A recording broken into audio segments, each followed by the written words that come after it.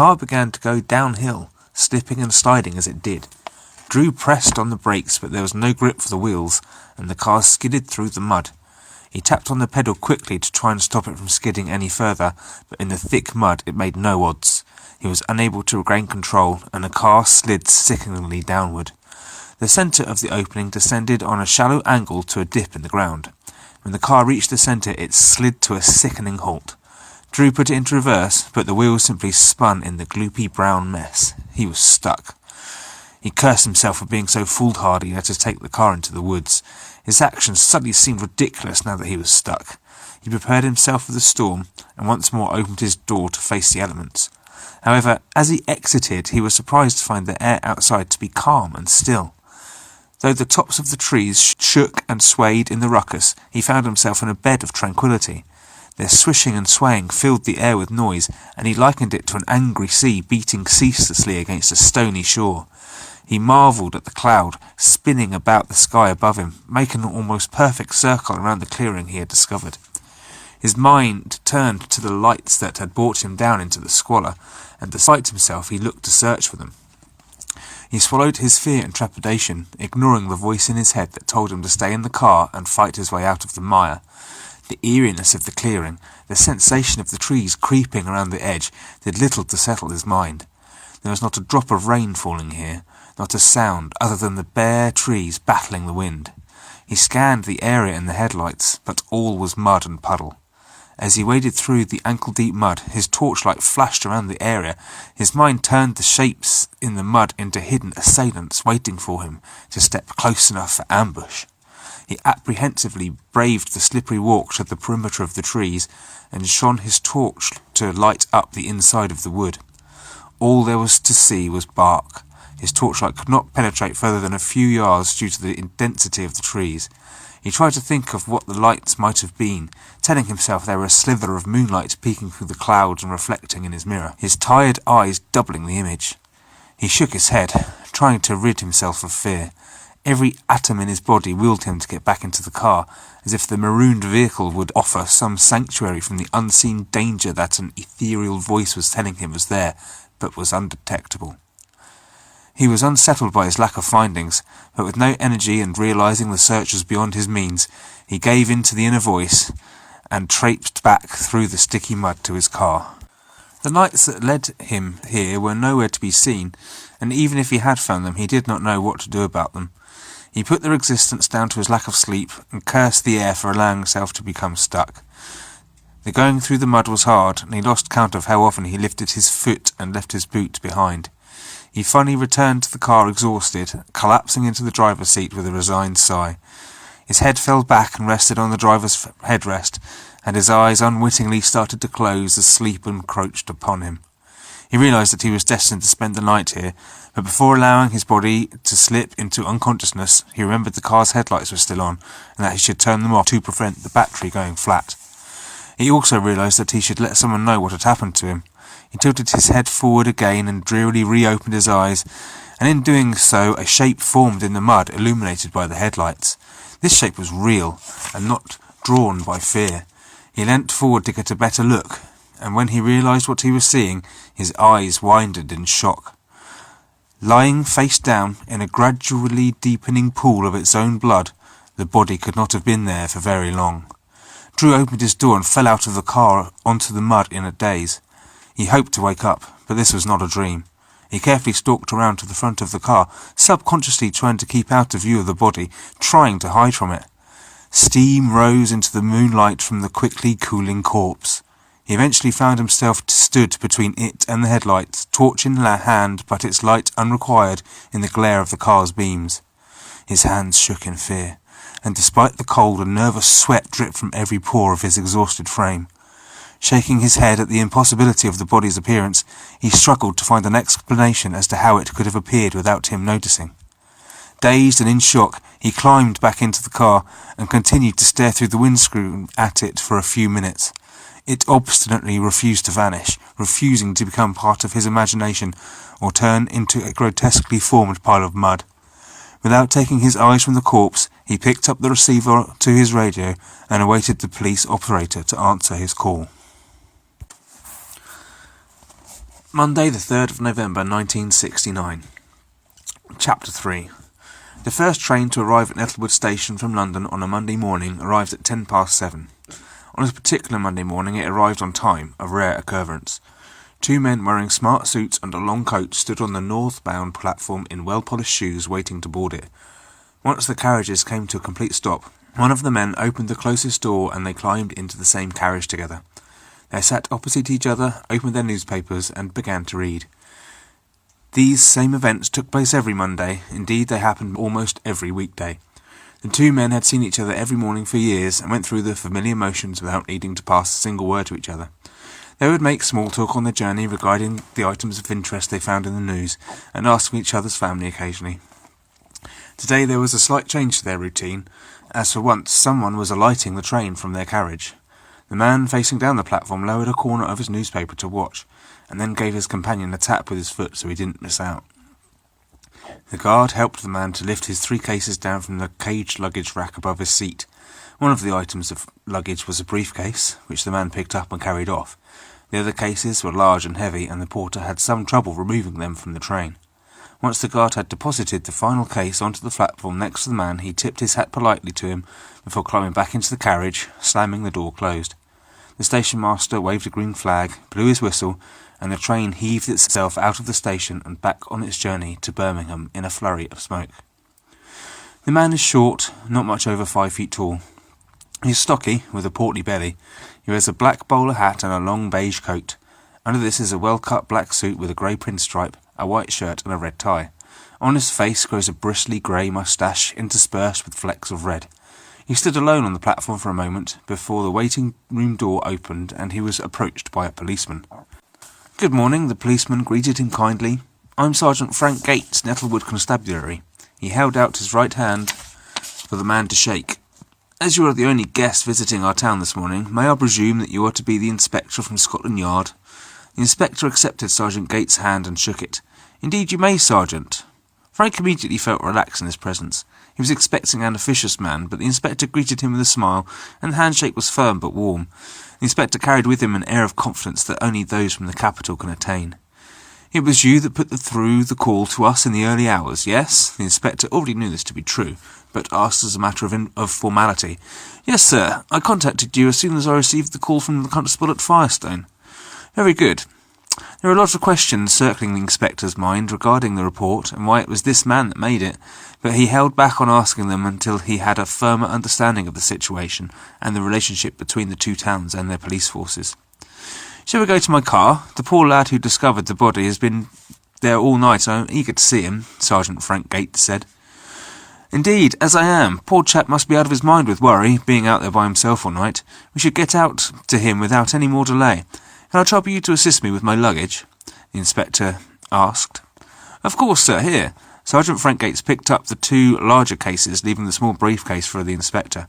They were unfathomably heavy, but Frank struggled silently with their weight. They exited the small station and found the squad car parked closer to the door. As they loaded the cases into the police car's boot, another pulled up. The driver parked in a bus stop that served the station and walked across the car park to where the inspector and Frank had stopped. "Nice parking, Banks," Frank pointed behind him as a bus arrived and was forced to stop on the road, causing traffic to build up behind it. "Police business, Gates. There has been a murder, you know," he replied bluntly in his slow country accent. "What are you doing here anyway?" Banks asked Frank. "I arranged for him to be here," the inspector interjected. "As the body was discovered in Nettlestone's jurisdiction, I thought it best to telephone him and have him drive me to the scene." Neither man paid the inspector any attention. They were locked together in a focus of hatred. Banks broke it, cautious of the man from London. "You must be the inspector down from London." Banks regarded him warily before shaking the inspector's hand. "Yes, Sergeant Banks, is it?" the inspector asked. "I believe you spoke to my assistant." "Yes, that's right. Now, I'm here, Frank. You might as well be off. I can drive the inspector down." "Fine, you can move his luggage into your car then," Frank nodded at the cases in the boot. "Well, Sergeant Banks, as I was saying, Nettlestone is on Frank's beat, and the body was technically discovered in Nettlestone." Suddenly, they both realised that the tables had turned. It took a moment for their surprise to sink in, and for their minds to realign their responsibilities and what was expected of them. Actually, I arranged to meet you both here. I thought it was best, as the body has appeared so close to both your towns." The inspector interrupted their thought processes, and the two men shifted uneasily away from each other. Their mutual hatred was tangible, but the inspector continued briefing them as if he hadn't noticed. "I'll need 2 cars, one at the entrance to the woods so that the ambulance will know where to come, and one to take me to Constable Drew in the clearing, and perhaps attempt a rescue of his vehicle." Both men were rather surprised at how well organised the inspector was. "You've already booked the ambulance?" Banks asked, incredulous, unable to believe that the inspector had taken such liberty. "Yes, it will be there at 8:30, so time is short." The inspector paused for a moment to make it clear that he was changing the subject. "Gentlemen, the 3 of us will be working very closely together as these things pan out, but I want to make it clear that Scotland Yard are now dealing with the case. I'll need you to let me have every rein over your supplies, vehicles, staff, offices, everything. I won't be intrusive, and will ensure that anything used is replaced. I just need to know that you're both going to accept that, so that we can wrap this all up as quickly and as painlessly as possible." The 2 men regarded the inspector carefully. Frank hadn't needed to be told this. He had presumed that would be the case when he received the telephone call at 4 a.m. to tell him that the inspector was on his way and where to meet him. He wondered if perhaps he gave the speech to every rural village he came to, thus ensuring the local constabulary were aware of how things were going to operate. He then wondered if perhaps he had made them aware of this to ensure Banks realised that he was off his turf and he would have to fall in line. "Now, I will travel with you, Frank. Banks, if you follow, hopefully we can find the scene between us." The 3 men returned to their cars without another word. The traffic had dissipated now that the bus had continued along its journey. The cars pulled away, and as they trundled along the quiet main road, their wheels splashed through the deep puddles that remained from the previous night's downpour. The inspector opened his briefcase and pulled out an ordnance survey map, folded open on the 2 towns of Firestone and Nettlewood, and the road in between them. "How was your journey?" Frank asked as they trundled out of the town. "Oh, fine, nothing much to report," the inspector replied. "My train was on time, that's the best one can hope for." The road was long, thin, and winding. As they left Nettlewood, the countryside opened up around them, revealing a patchwork of greys and browns as the farmland slept through the winter. "So the chap we're off to see, Constable Drew Gates," the inspector checked his notes.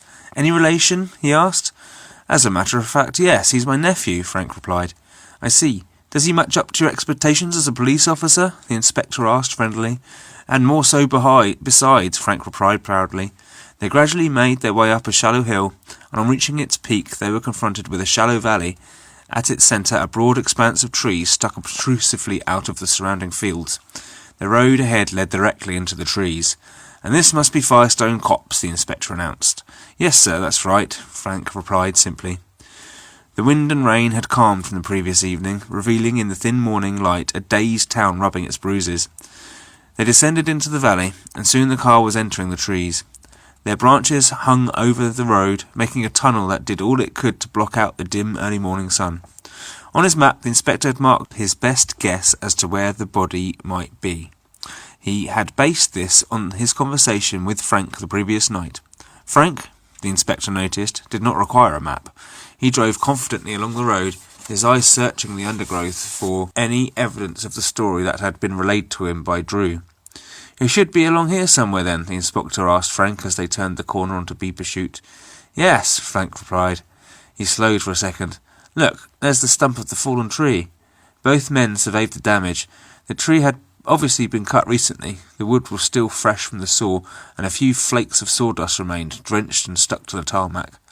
"Must have been a hell of a job to clear it in the weather we had last night," Frank exclaimed. "Was the weather truly bad?" the inspector asked. "Aye, one of the worst storms I've seen," he replied. Banks's car suddenly came up behind them and slowed as it approached. The inspector angled his head to watch him in the rearview mirror, and noticed that he paid no attention to this tree or what they were doing. He sat in his car swearing, waiting for them to start moving again. Frank took the car slowly forwards, looking for the same thing the inspector was, tyre tracks into the trees. After an agonisingly slow cruise along the road, Frank finally saw them. "The rain last night made it so muddy. Look, you can see his tracks right through the grass." Sure enough, 2 tyre tracks disappeared into the trees where wheels had been bent over the grass a few hours earlier. A few hours more, and the grass would have grown its height, and the trail would be lost. Frank reversed up a little and turned into the directions of the tracks, following the tyre paths through the grass. His tyres slipped a little on the muddy verge, but once he was on the vegetation, the car found it easy going. The track was not a track at all, just a wide path through the trees where nothing grew. Their car was submerged in the brambles and branches as they tore their way through. Then, quite abruptly, the scraping stopped. They were in a wide, open space dominated by huge bare oaks stretching around them. The opening dipped down at the centre, where a police car sat facing a tarpaulin laid out on the ground. At the top of the crater stood a policeman with his right hand up, indicating for them to stop. Chapter 4. Drew woke shortly before sunrise from a thin sleep. His dreams had been riddled with glowing eyes following him through confusing mirrored corridors. It took him a moment to remember where he was, and the memory made his heart sink. A few stubborn crows sat in the surrounding trees, cawing, determined to bear out the English winter. Their calls made a quiet chorus to signal the arrival of the new day. He hugged the blanket around his shoulders for warmth and looked out of the window into a drizzle-lined grey sky. He took a few sips of water and began rousing his tired body into action. He pulled his boots on and left the relative comfort of the squad car's back seat to examine the scene in the first meagre rays of the new day. His boots squelched through the mud, which had dried a little since the rain ceased and so was slightly easier to navigate through. He made his way to the front of the car, where the sheet of tarpaulin he had placed there still sat, covering the corpse. It was pinned down along its edges with some heavy stones he had carried down from around the lip of the crater. In the centre, the dead man's shape loomed conspicuously. Drew was tired, and still in a degree of shock from the events of the last few hours. He could still not quite place the body into his perspective of the world. It still did not seem real. The trees now stood perfectly still around him, his silent protectors against the hidden depths of the forest that lurked behind them. The storm had passed. The morning was cold, but with the dulling of the gale came a sun determined to warm the wet land. As its heat penetrated the cold floor, a mist rose unwillingly and lurked low around the trunks. The crows became a little more determined in their song, as if trying to sing away the feeling of menace between the trees. Drew heard the cars before he saw them. The sound of their engines and of the brambles scratching across metal came echoing through the trees.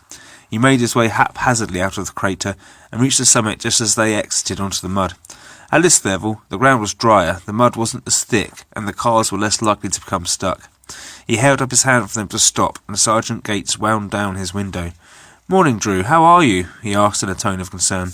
"Fine, Sarge. Tired and in a little shock, I think, but otherwise all right." Banks drove into clearing behind them, leapt out of his car and immediately made his way towards Drew. Who did his best to hide his disappointment. "Good," Frank replied, unable to hide his relief. The passenger door of his car opened and the inspector climbed out. "This is the inspector, down from Scotland Yard. He's here to investigate the body," Frank informed him. The inspector climbed out of the car and around to Drew before Banks could reach him. Frank noticed what he was trying to do and climbed out to cut Banks off.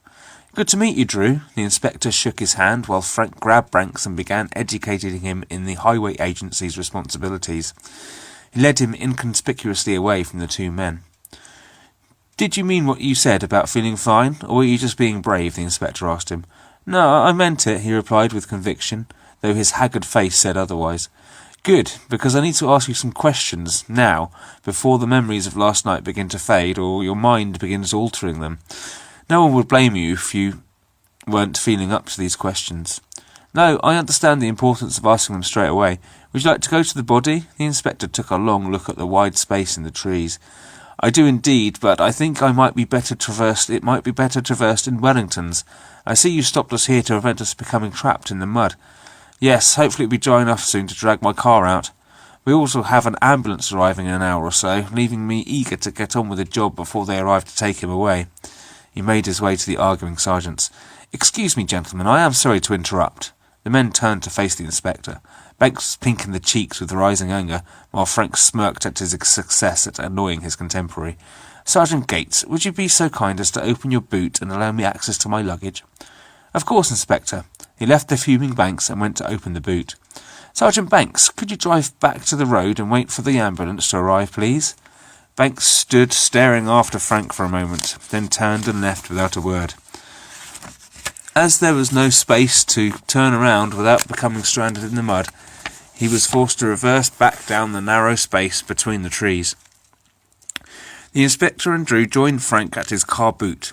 The inspector manoeuvred the cases in the generous boot space and opened the larger of the two, revealing a plethora of outdoor survival equipment such as a small tent, wet weather overalls, thermal coat, compass, rations, and a pair of green Wellingtons. The inspector perched himself on the edge of the boot space and changed his shoes. He did so with such casualness that both police officers were a little surprised. He placed his brown leather shoes in the space that the boots had occupied in the case, and then closed its lid again. He opened a compartment in its lid and took out a camera, some spare rolls of film, and a large circular tape measure. These vanished into his briefcase. He then pulled out a plastic bag from a compartment at the bottom of the case, and took from it an unopened tin of white paint and a thick brush. "Now I am ready to see the body." He removed the camera from his case, put it to his eye, and took a picture of the scene from where he stood. The abandoned car, the blue tarpaulin, the big muddy hole. "Sergeant Gates, would you please remain here and await the arrival of the ambulance?" "Of course, Inspector." Frank watched as he dished out instructions, impressed by the finesse and character with which he did it all. "Drew, if you would accompany me." The inspector led the way, following the path that Drew's footprints made in the mud that led down to the centre of the crater. "So tell me what happened last night. How did you come to be in here and find the body?" the inspector asked. "How much do you already know?" "I want to hear your side of the events." They had arrived at the car. "Start at the beginning." Drew took a deep breath. "Well, I removed the tree from the road, then drove a little way from the bend to turn around. Then—" He paused for a moment as he remembered the eyes. He was cautious about how much he wanted to share with this man. He was aware how the circumstances leading up to his arrival in the opening sounded, and he didn't want to seem foolish to an important inspector down from London. "I noticed this opening, so I drove down here to have a look." "Impressive. It can't have been easy to see in the rain and the dark. What was it made you notice it?" the inspector asked, gently probing. Drew wondered if the inspector already knew what he had seen and was trying to convince him that he could confide it. Drew remained silent, thoughtful. The inspector let him think, gauging the young man, reading his thoughts, allowing him time to trust him. "As time is short, perhaps we should learn about how you got here later. For now, tell me what you found when you arrived." Drew was grateful for the change in subject. "I drove through the trees, and when I arrived here in the opening, I did not see the dip until it was too late. The car slid down the slope and I was unable to stop it, and it got stuck." The inspector studied the constable's car. Each wheel sat in a deep trench, carved out in the rain and dark of the previous night. He turned his attention to the door and the tracks that started there, following them as Drew told his story. "So I got out and checked the back tyres to see how stuck I was, then I went to the front." Drew paused, thinking. He had looked about for the eyes, but he couldn't tell the inspector that. "And was the body there?" the inspector asked. "If it was, I didn't notice it," Drew consciously editing the eyes from the story. "When I realised I was stuck, I sat back down in the front seat. I was still knackered from moving the tree, and when I began to drop off, I woke up to turn the lights off, call in my position, and that's when I saw it." He paused as the memory of the body in the night played back across his mind. "The shock was doubled by the surprise," he admitted. "It wasn't there before. I would have seen it. I'm sure I would have seen it." The inspector had been following the trail of footprints up to this point, and had noticed a second trail leading to the front. "So then you got out again and walked around to the front to get a better view?" "Yes, just to make absolutely sure it was actually there." "Did it look fresh?" The inspector had to ask direct questions, but Drew wasn't sure if he liked it. "Sorry, perhaps I shouldn't be so callous. You have been through a lot tonight after all." "No, it's fine. It's funny because I know what you mean. It looked as though it had been placed there the moment I looked up. Like I happened to be looking at the right place at the right time, and suddenly it was there. It took me a few seconds, but I was out of the car quite quickly. It was still steaming when I got to the front. It just kept bleeding and bleeding. There was a lot of blood." Drew fought back the impulse to vomit at the thought. "And then you searched the area, looking for footprints, clues, trying to see if there was any trace of a culprit?" The inspector had noticed the prints leading up to the edge of the trees. There are a few trails leading off back to the car as he had prepared the site, covered the body, and a trail leading off when he had retrieved the stones. "Yes, there was nothing I could see, though I couldn't see an awful lot in the dark." "Then you covered the body?" "Yes, indeed. I thought it might be a good idea." "Yes," the inspector agreed. "We don't want the poor chap exposed to the elements." Drew had been too immersed into the replaying of the night to notice that the inspector was taking photographs of the ground, the car, the footprints, each piece of the scene committed to celluloid. He turned to face Drew. "Shall we have a look at him?" the inspector asked. Drew led him along the side of the car, retracing his path. They came to the blue tarpaulin. In its centre rose the ominous bulk of the corpse. The inspector removed the rocks from one edge and gently rolled the plastic sheet back. When the body was fully revealed, he put the rocks back onto the sheet to hold it in place. A dark red patch in the surrounding earth was now all that remained of the pool of blood that had immersed from the body. The clothes were filthy and drenched in blood and mud. The inspector began taking pictures of it all. "Was there any blood at all when you found it?" he asked as the camera clicked. "Only a little. More came out as I watched." The inspector knelt down to study it. "Did you notice this when you saw it?" Drew looked over at him at the back of the body. A large hole descended through the chest. Blood pooled at the base. "No, I didn't. I didn't look too closely, if I'm honest." The inspector took a few photographs of the hole, and the film ran out. He took a film from his case and reloaded the camera, then removed the tape measure, and with Drew's help he measured the body. The length and angle of every limb was scribbled carefully into a little notebook. When he was satisfied, he carefully painted around the corpse to leave a white line in the shape of the body on the mud. Not a drop went out of place. The dead man's clothes remained untarnished. When the paint dried, he took more photographs of the wound. "What was the weather like last night when you drove up here?" the inspector asked between photographs. Drew took a moment to answer through the haze of sleep deprivation. "Atrocious. I'm amazed I managed to shift that tree in it. Driving conditions were horrendous. The entire night was a nightmare," he admitted candidly. "What about when you reached this spot? What was it like here?" Hidden behind the camera, Drew was unable to tell if the inspector asked this because he knew the conditions were different. Drew took a moment to answer again, trying to decide if he should tell the inspector the truth, whatever it might be. As if sensing this turmoil, the inspector lowered the camera and spoke to Drew quite directly and confidently. "Perhaps I should explain. There is no ramification for telling the truth. I want to hear what you saw, everything you witnessed. There is no need for you to be worried about what it might sound like to me." Drew felt reassured, as he had already decided to tell the truth. He nodded in understanding. It was very still here. The trees on the outer edge, he pointed around the perimeter of the circular opening, were swaying in the wind, but down here, there was no wind at all. Was it raining? Drew thought for a moment. No, it was wet on the ground, obviously, as the car was stuck in the wet mud, but it was dry otherwise. The clouds were all around the edge, but they didn't stray over the clearing. He thought for a moment. "Was the tarp dry when you rolled it up?" he asked. The inspector was beginning to like the way Drew's mind worked. "No, it was dry, but it is a dry morning. Yes, the clouds must have parted about the same time I arrived here. I remember seeing the moon." The inspector checked the paint with his finger. It had dried quickly. "Okay, I'm going to turn him over. Could you manage the feet?" Between them, they rolled the body onto its back. Its posture hardly moved, cold and rigor mortis settling into the blood and muscles. The two men took a few steps back and studied the front of the body, with the corpse lying face up, so exposing the face. It looked less like a dead thing and more like a person. The inspector's camera clicked again. The face was locked into an awkward, unnatural expression caused by being face down all night, but it was clear to see that the poor man's last moments had been incredibly painful. The mouth was open in grimace, the eyes clenched shut. He wore a long brown coat, under which was a silver grey suit with a tie to match and a white shirt. "Who do you think he was?" Drew asked, finding himself trying to imagine the pain he might have been through in his dying moments. "No idea," the inspector answered honestly. He stopped taking photographs. "Perhaps we can find out." He knelt down to the body and started rifling through the man's pockets. Firstly, he searched his coat, inside of which he found some keys, which he dropped into an evidence bag from his ever-present briefcase. He searched every pocket and continued removing objects which he hurriedly placed into evidence bag and secured in his case, keeping his findings out of sight of Drew. The inspector checked the coat's inside pockets and removed a wallet, which he opened and began looking through for something that might identify the victim. Inside he found a piece of plastic, slightly smaller and slightly thicker than a playing card, which had printed on it a photograph, a name and an address. The inspector read it to himself. Drew was too far away to be able to see it.